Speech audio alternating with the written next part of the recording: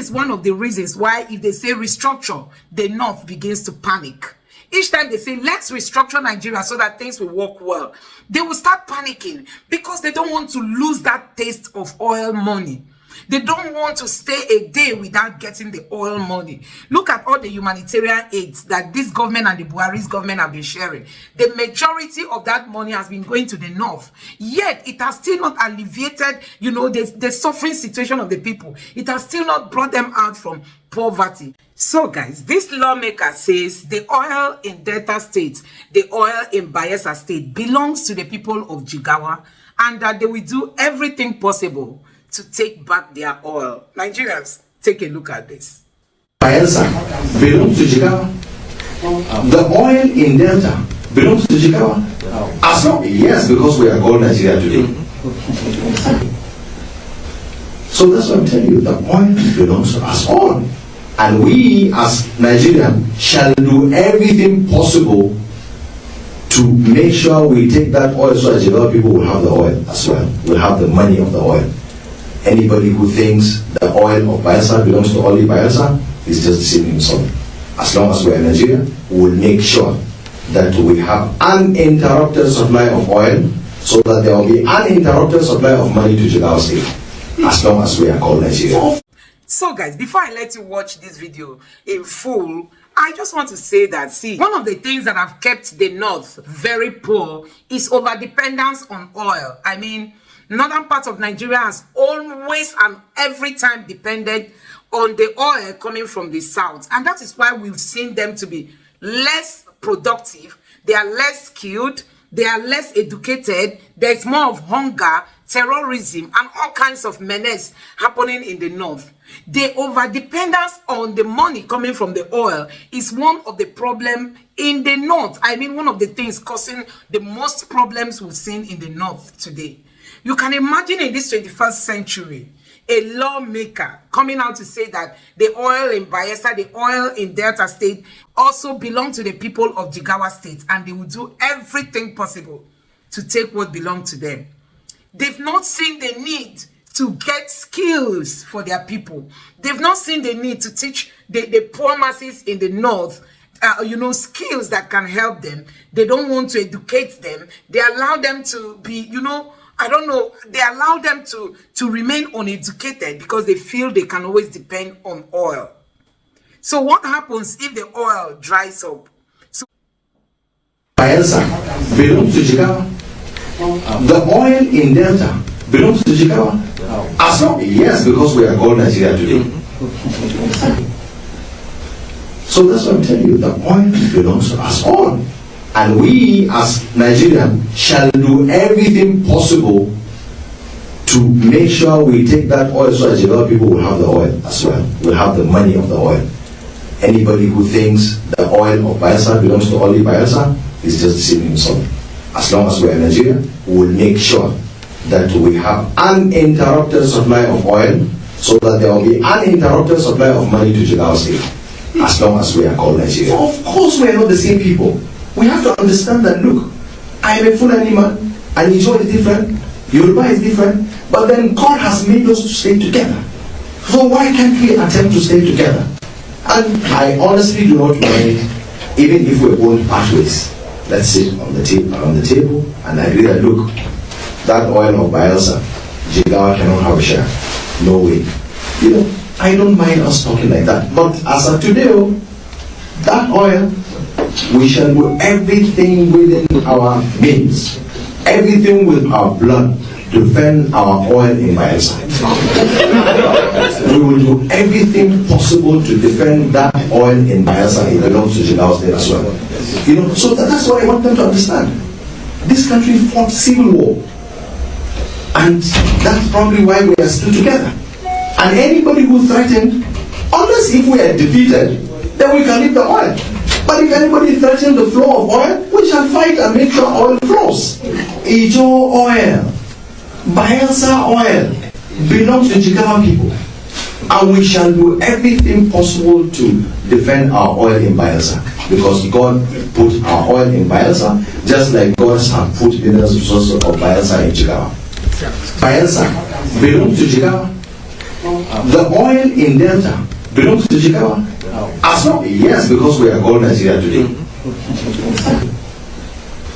So that's what I'm telling you. The oil belongs to us all. And we as Nigerians shall do everything possible to make sure we take that oil so that Jigawa people will have the oil as well. Will have the money of the oil. Anybody who thinks the oil of Bayelsa belongs to only Bayelsa is just deceiving himself. As long as we are in Nigeria, we will make sure that we have uninterrupted supply of oil so that there will be uninterrupted supply of money to Jigawa State.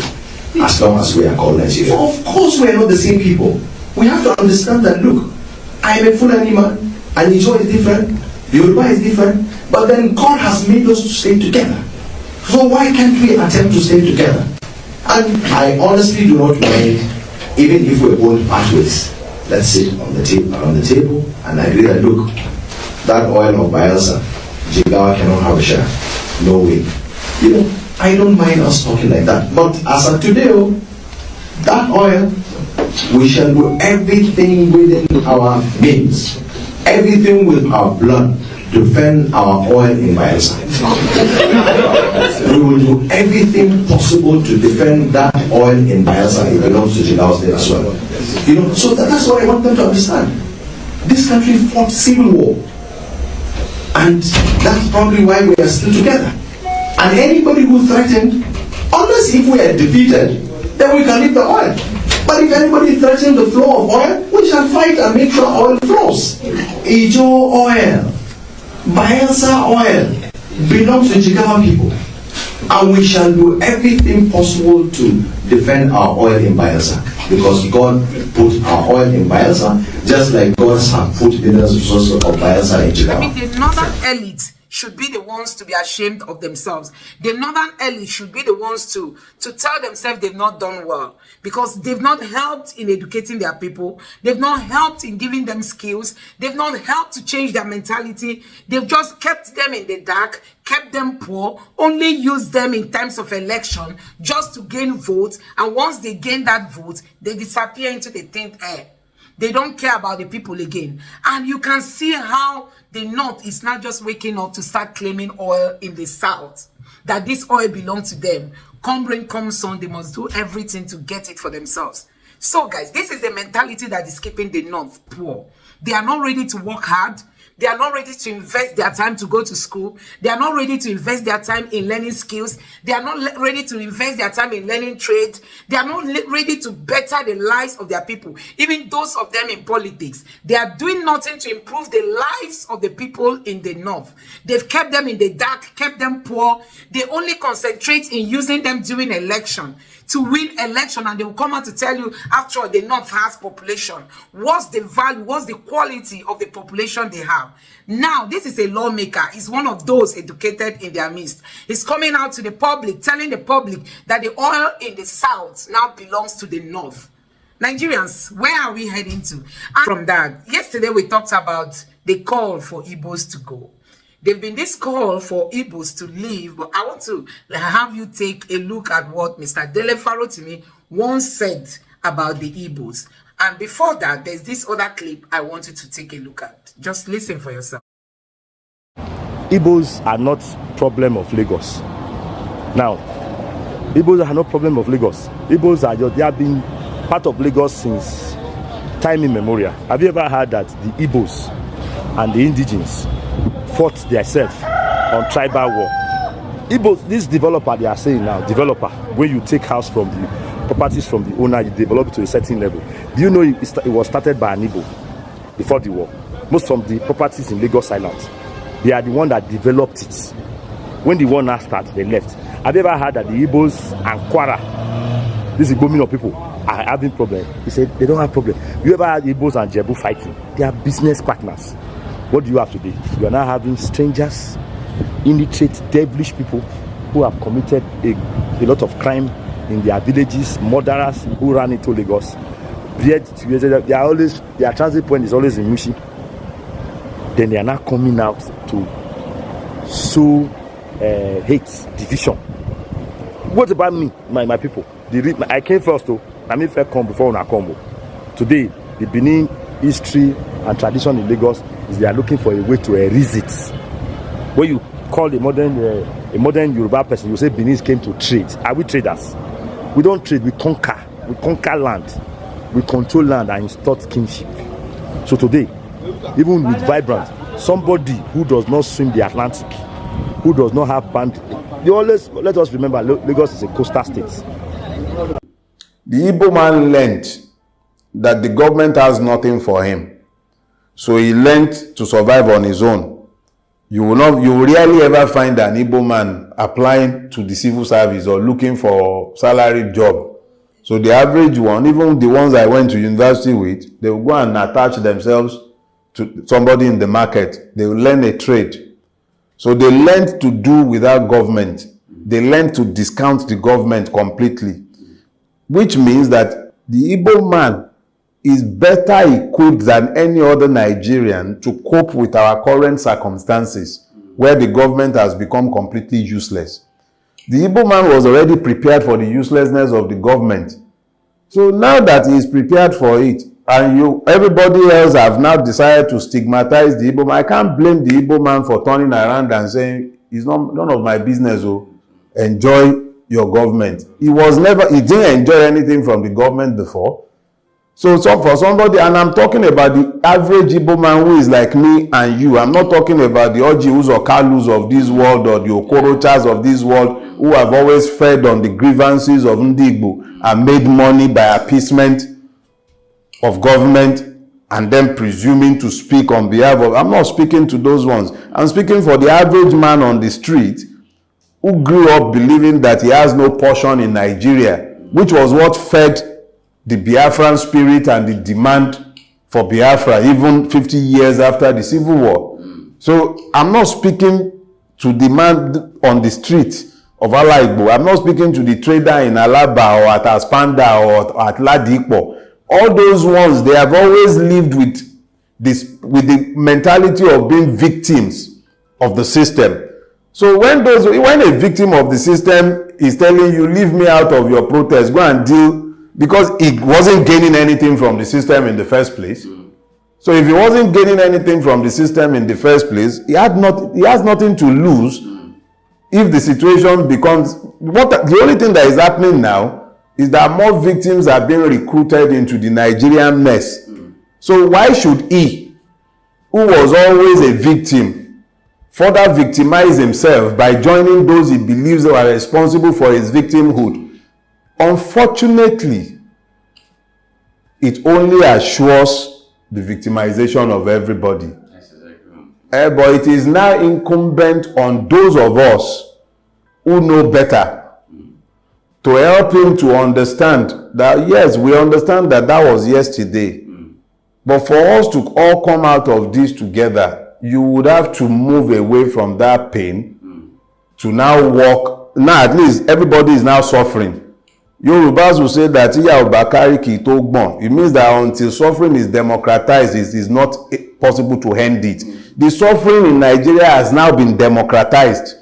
Long ago, I predicted that the Nigerian revolution will start in northern Nigeria. The only reason I said so at the time is because the North had always been the reason we could not find common purpose to fight the evil. But now that the person in power in the presidency is not a northerner, and is at best a nominal Muslim, and the suffering has now been fully democratized, the northern street, I'm not talking about the northern elite, the northern street has no interest in forbearing and continuing to suffer. Why is it that all of a sudden everything that they tolerated during the years of Muhammadu Buhari is no longer tolerable? Have you considered that? Look, I don't know how long it's going to take, but if this mess continues, the problem that will consume this government will start in northern Nigeria. It's not going to start in the east. The Igbo man has more or less taken a position. I was always a victim. Go and solve your problem. Leave me alone in my little corner. If you lie, steal all the money in the world, you still take that money to a market to go and buy something. And who will you find in the market when you get there? You find the Igbo man there. Whether it's food you are buying, whether it's building material, whether it's car, you find the Igbo man is there in the market waiting for you. So he's already in a position of advantage. So why would he disadvantage himself unless you people show him a readiness for change? So that is where we are right now. It might seem like nothing is going to happen, but something will definitely happen. This system is not sustainable. The Court of Appeal made a pronouncement, said Nnamdi Kanu should be released and should never again be detained and should never again be prosecuted on the same charges over which he was kidnapped and forcibly renditioned back to Nigeria. A whole federal government, rather than protect your citizens, your individual citizens, their fundamental rights, which America will do. America will go to any country to go and take one of their citizens. A whole federal government filed a motion on notice to stay execution, which was granted by the State Court of Appeal. The federal government was staying execution of the liberty of its own citizens.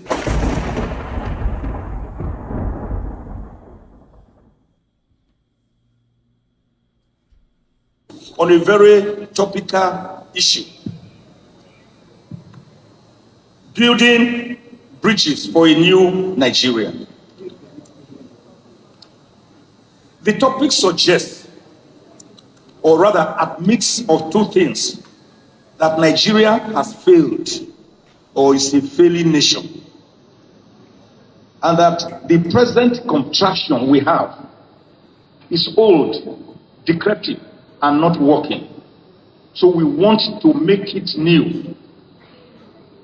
That is the meaning. And Ozekhome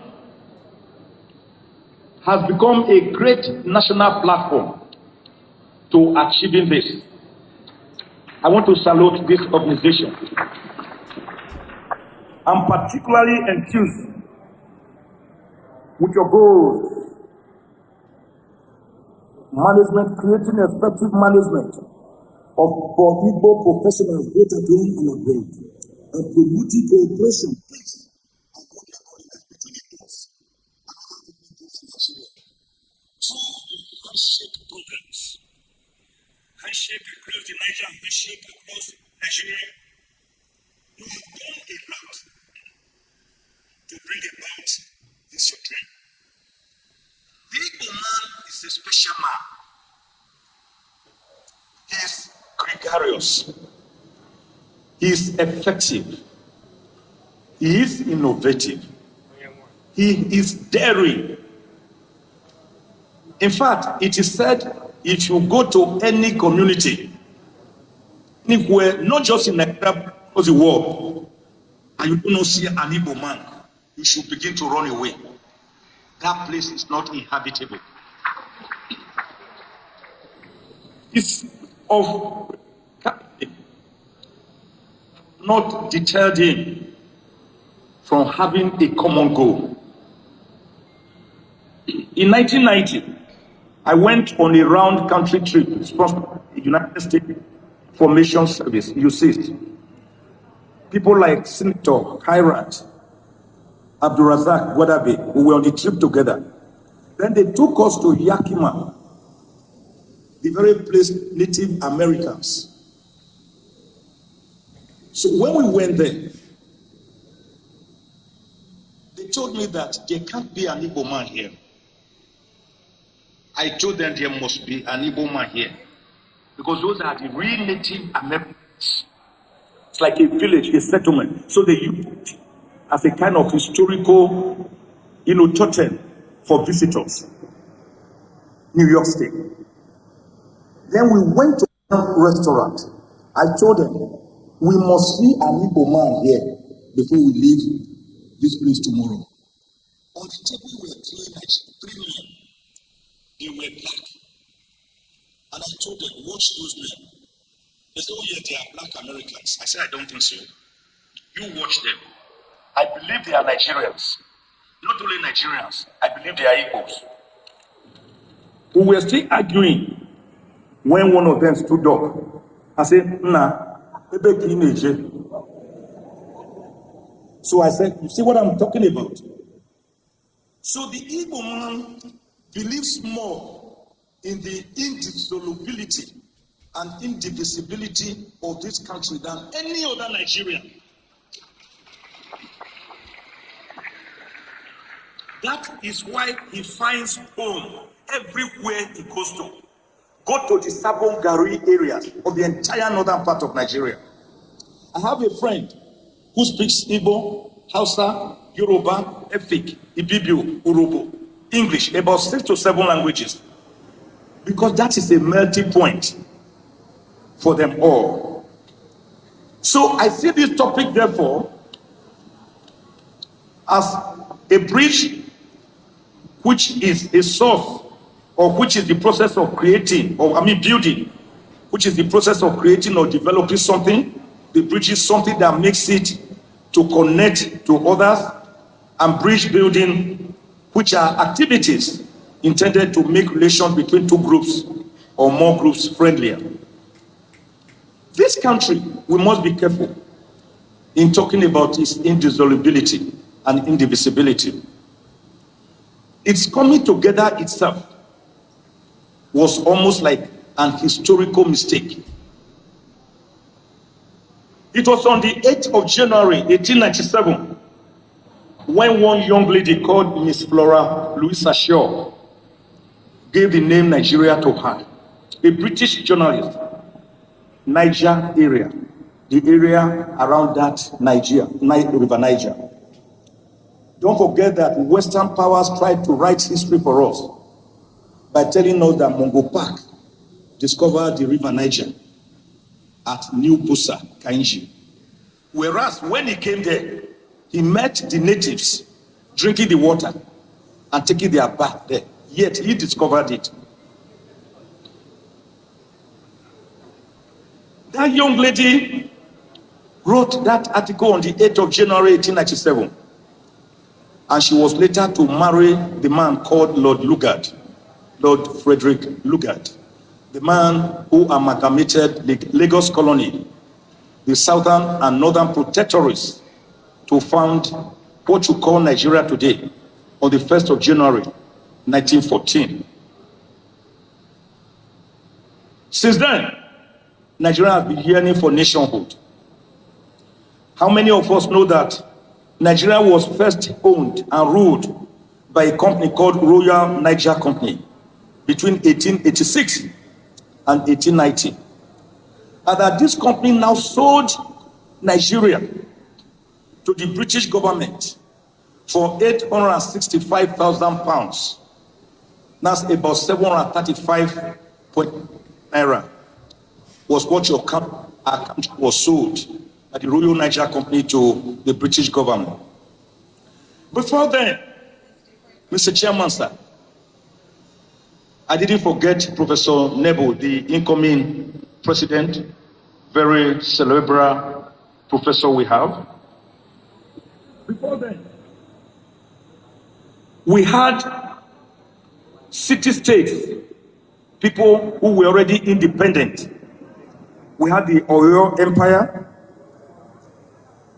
the Kane Bonu Empire, we had the Ife civilization, we had the Benin Empire. Remember the role of the great Oba Oboramin Obaise, who beat the British with bare knuckles in 1897, which led to the British Benin punitive expedition. We had great figures, Nana of Ichekiri, King Jaja of Opobo, Moremi, the Hausa city-states, the Igbo city-states, before Lord Lugard amalgamated us. But without looking into our peculiar nuances. So when Dr. Nnamdi Azikiwe in 1952 told Tafawa Ahmadu Bello, the Sadowna of Sokoto, in trying to see how we can cement Nigeria together, I will have him written a book about Nigeria not being one because we don't have a single country like you have the British and the Welsh and the Irish in this path to Nigeria freedom. Zik told Ahmadu Bello, let us forget our differences. Ahmadu Bello gave a very poignant and true answer. He said, no, Zik, we cannot forget our differences. You are Igbo, you are a Christian, and you are an Easterner. I am Fulani, I am a Muslim, and I'm a Northerner. We should recognize our differences and then see how we can understand ourselves. That was a beautiful reply. But all of them were worried about the fact that Nigeria was not one country, which I still dare say till today remains the situation.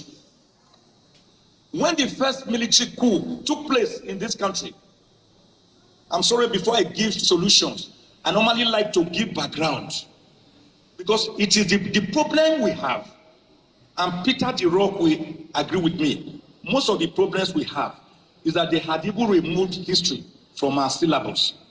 So we do not know where we are coming from. The Oyibo man made the car, the vehicle, to have a large windscreen in front so that you can see into the future. But he also makes a very little mirror by the side of the window so that you can peer into the past behind to know what is going on. If you don't have a past, you can't have a present. If you don't have a present, you can never dream of a future. So that is why when I speak, many a time, I peer a little into the past so as to see how and why we missed it. On the 15th of January, 1966, a military coup was played out in Nigeria, and it was led by Major Kaduna Chukwuma Uzobo. Many historical revisionists have since turned around this story. And I've always asked the question, what has the Igbo man done to deserve being profiled and being typified and being regarded as a dot in the cycle? The Igbo man is not a dot in the cycle. Indeed, he is the link that binds the other 373 ethnic groups in Nigeria, going by the 374 given by Professor Onigu Otite. He is the link. He's the erudite, he's the gum. So he's not a dot in a cycle. He's actually the binding force in this country. Because historical revisionists have tried to always call that coup an Igbo coup. It is a lie from the pit of hell.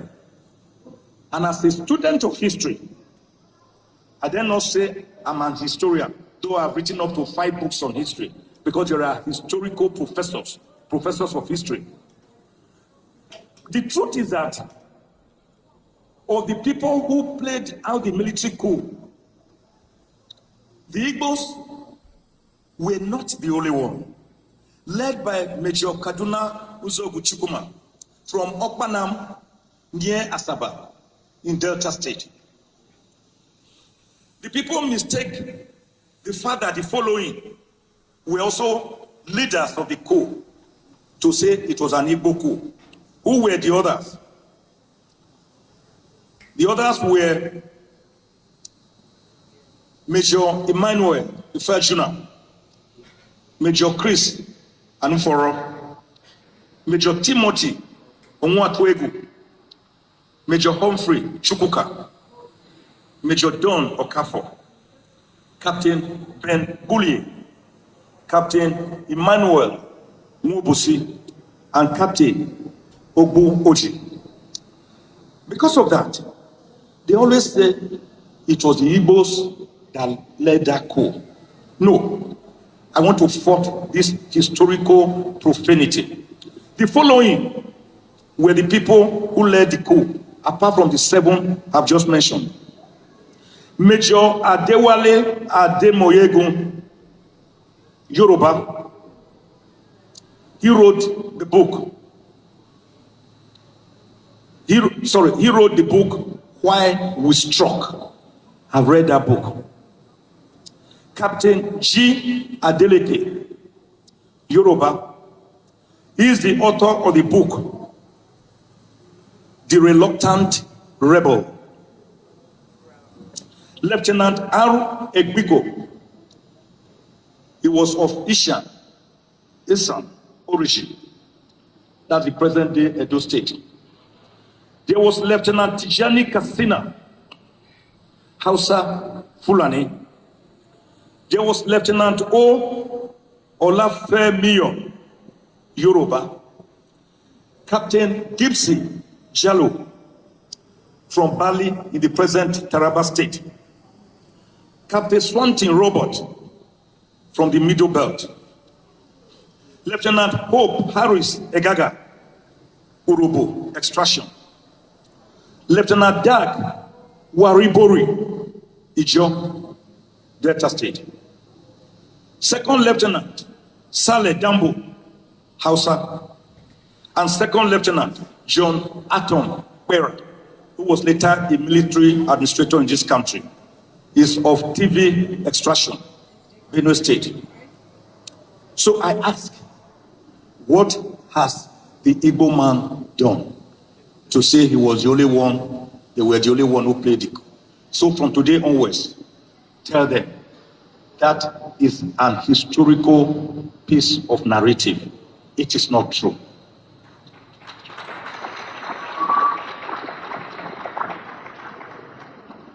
When, after the counter coup and Agui Ronsi, the only Igbo man who had been president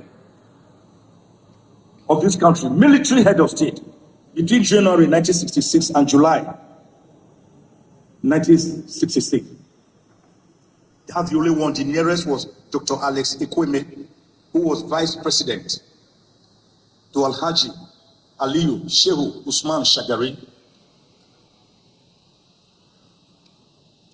Go on, there was this program, what some people have called, some historians have labeled a genocidal attack on the Igbos. And the Igbos cried to Jukunyemegbe, give us guns. Let us fight and defend ourselves.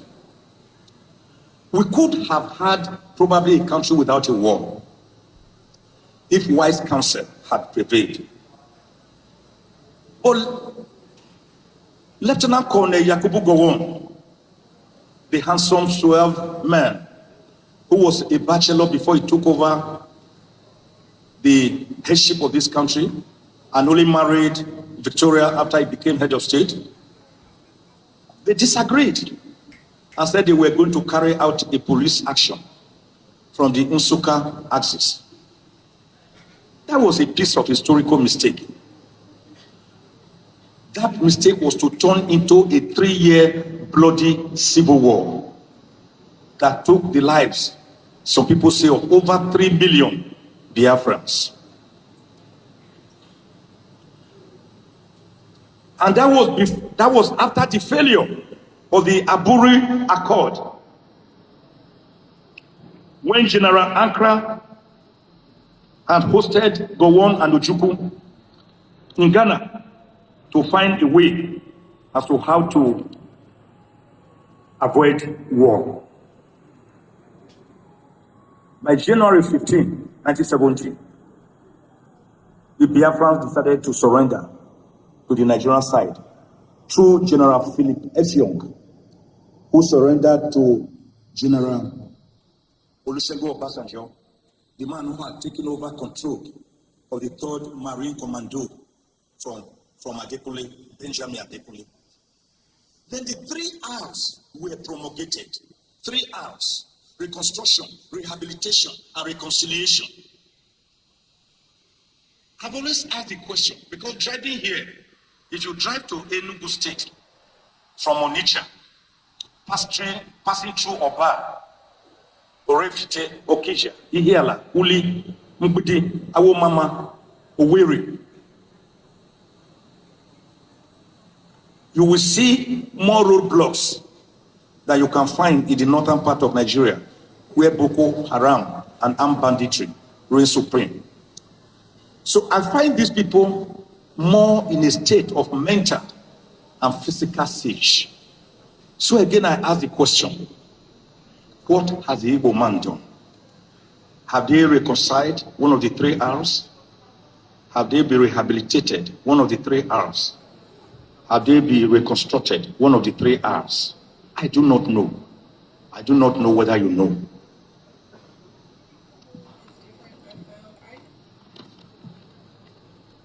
I have decided to say that whenever we talk about the indivisibility of Nigeria, we must be careful not to overstretch it and overstretch it. The former USSR once thought so. Today, they have broken up into 15 independent states.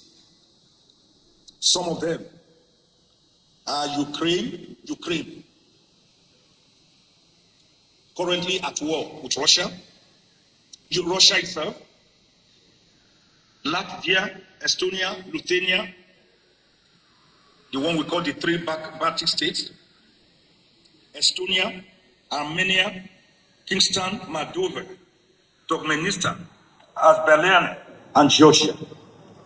They broke up. Yugoslavia was once one. It broke up into 6 states. India, Pakistan, and Bangladesh used to be one country. Today they are separate. Ask Sudan, which some few years ago broke into Southern Sudan and Sudan. At this moment, as we are talking, we are battling to bring back our people trapped in that Sudan, in a fratricidal war between the same people of the same country. And our own man, the owner of Air Peace, has decided to use his aircraft, and is doing that precisely, Onyema, to lift Nigerians trapped in that country.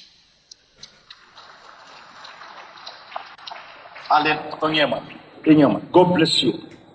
I didn't hear people say, we will not go with Air Peace. The owner is an Igbo man.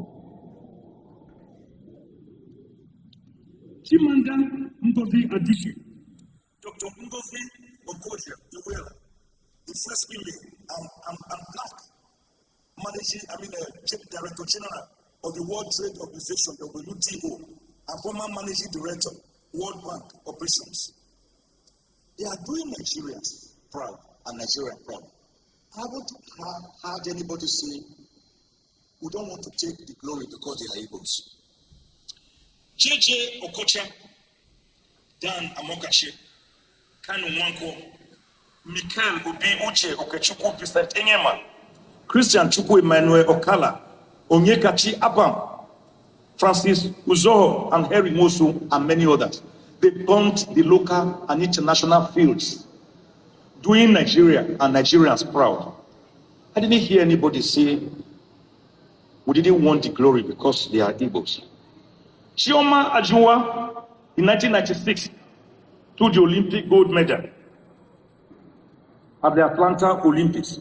Emmanuel Ifeajuna, the man who was also involved in the 1966 military purge, was the first black African to win a gold medal in an international competition, the 1954 Vancouver Olympics.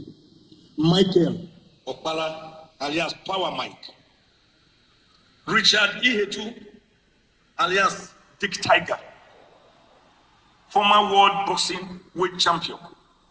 Olaudo Equiano, the man who wrote many treatises that led to the abolition of the 500-year-old slave trade. Chinua Achebe, the man whose novel Things Fall Apart has been transcribed into more than 500 languages and is novel rated as one of the 12 novels considered to be the greatest book ever written by Encyclopedia Britannica. They were all of Igbo extraction. I didn't hear anyone say we should not bask in the glory because they are Igbos. Philip Emeagole is from Onitsha, computer scientist, whose seminar was brought about internet revolution and described by CNN as the father of internet. Professor Bab Niger, who pioneered robotic engineering. Professor Chike Obi, world-acclaimed mathematician. Professor Gabriel Oyibo, the man who blazed aircraft design and aerodynamics and aeroelasticity. Professor Benoit Boueze, the first African to have LLD, Doctor of Laws, by physics. Professor Ben Enwonu, the great sculptor. Chief Sir Louis Odumebu Ojukwu, the father of Ikemba, reputed to be the first Nigerian and West African billionaire. They were Igbos. I didn't hear anyone speak about Igbophobia or Igboism. Do you know that the present president of Liberia, Edward James Roye, is said to be an Igbo man? Do you know that the present president of Gabon, Ali Bongo Ondiba, is said to be of Igbo descent, and that he was taken away during the Civil War? So, why then the typification and profiling of the Igbos? I was at the Supreme Court yesterday to defend an Igbo son. Nnamdi Kanu, yes, he founded IPOB, Indigenous People of Biafra, in 2012. His goals is to read the Constitution are clear, to give respect to the Igbos, to put them in a respectable position. Then if you don't want to respect us or give us then let us separate peacefully. That's all. IPOB, we saw them, beret wearing, whistle blowing, marching on the streets. They were not violent. I saw them. I followed their tracks. Then, it took Operation Python by the Nigerian Army between 14th and 17th of September 2017 to descend on his home, ancestral home at Afara Uku, Ibeku, and Umuahi at the state. They almost killed him. He escaped by the teeth. He was then enjoying bail, but unprovoked, he was to be killed. He escaped. His first port of call was Israel, and he quickly reported and swore to an affidavit before he went to London. The federal government said he jumped bail. No, sirs, no, ma'am. Nnamdi Kanu did not jump bail. He escaped to save his life. He would have been killed.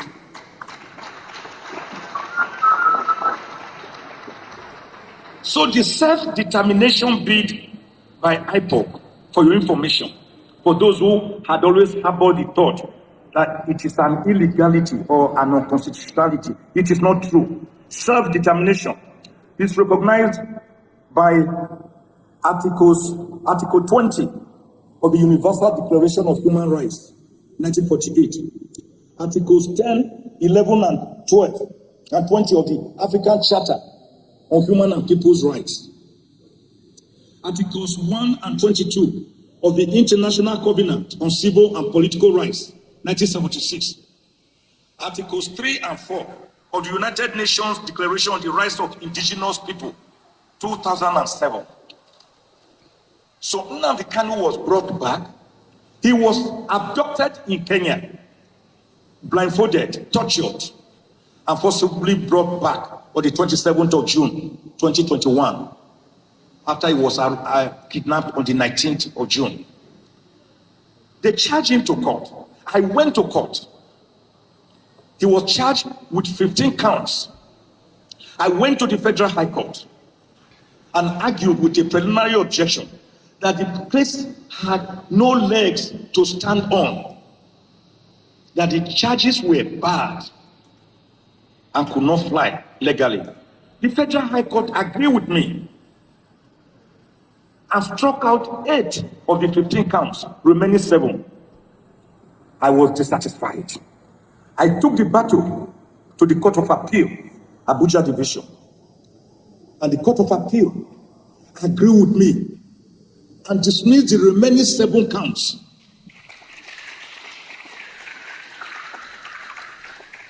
Wait for it. Wait for it. The Court of Appeal made a pronouncement. Said Nnamdi Kanu should be released and should never again be detained and should never again be prosecuted on the same charges over which he was kidnapped and forcibly renditioned back to Nigeria. A whole federal government, rather than protect your citizens, your individual citizens, their fundamental rights, which America will do. America will go to any country to go and take one of their citizens. A whole federal government filed a motion on notice to stay execution, which was granted by the same Court of Appeal. The federal government was staying execution of the liberty of its own citizen. So we were at the Supreme Court yesterday to say, this is wrong. Set this man free. Nnamdi Kanu is sick. He's not well. In the DSS gulag, they are increasing his potassium level. He has ear pain. And the DSS doctor has diagnosed that he needs an operation. But they will not allow him independent opinion from his own doctor. This has been going on. And because of that, in order for him not to die, we have told the Supreme Court to do the needful. The case has been adjourned to the 11th of May. But here is calling on President Buhari, please, sir, on my bended knees, you can order the release of Nnamdi Kanu today. You can do it through the Attorney General of the Federation, who has the powers to enter a nolle prosecute, discontinuance of the cases. After all, there's even no case now. It's just being held illegally. Let him go. Let my people go. You don't have to wait for the Supreme Court decision. You don't have to wait to go on May 29. Let Nnamdi Kanu go. So what do we do to bring about this handshake so as not to take too much of your time? Because there are other activities. We should get it right. First, leadership. Like the Asian tigers.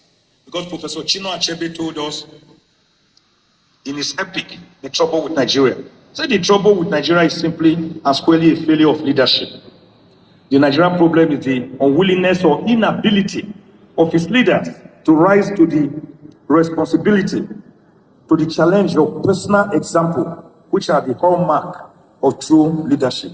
I want to add the problem of followership, complex ethno-religious composition that divide us, high power, distance culture, corruption, which is on steroids, weak institutions, and the fact that we have a state captured by elite buccaneers of power. We do not practice democracy, I have said. A beautiful concept defined on the 19th of November, 1863, by American President Abraham Lincoln. We don't. As government of the people, for the people, and by the people. I have coined and have added to our political lexicons what we practice. Many crazies that we practice, all of them devoid of democracy. We practice electionocracy, 4-year interval rituals, by which we go and select or so-called elect our leaders. We practice judocracy, a government where the politicians fight. In fact, the Nigerian courts are the busiest in the world on election petitions. The politicians mess up our democracy, they fight, they go to the court, and the court incubates, midwives, and give birth to your governor for you or to your president. We practice executocracy, a system of government where the executive is so powerful and so despotic and autocratic that it behaves more like Louis XIV of France, that will stand in front of Parliament imperiously in 1655 to declare l'état, c'est moi, I am the state. We practice legislatocracy, a system which has been exemplified by the 9th National Assembly of yes, Mr. President, like the Agama lizard. Every bill, every request, yes, sir, Mr. President. And when a person comes to be screened for an important national position, say, oh, we know you, Michael Ozekhome. We don't need to screen you. Take a bow. And so I call them Mr. Take a Bow National Assembly. That's what we also practice, legislatocracy.